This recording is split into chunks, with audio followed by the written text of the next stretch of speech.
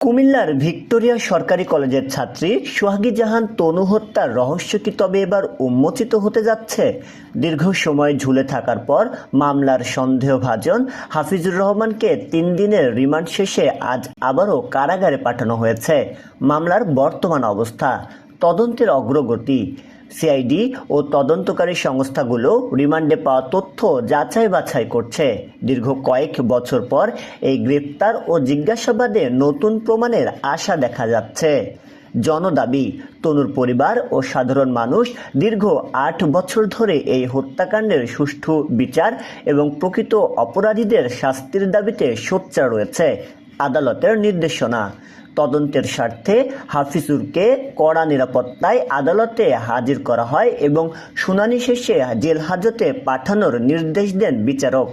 তনু কি শেষ পর্যন্ত ন্যায় বিচার পাবেন?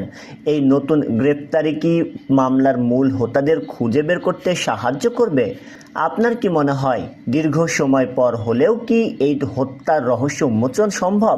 আপনার মতামত কমেন্টে জানান এবং তনুর বিচারের দাবিতে পোস্টটি শেয়ার করুন। শাহরিয়ার হিমেল, ডেস্ক রিপোর্ট, নবরূপ টিভি।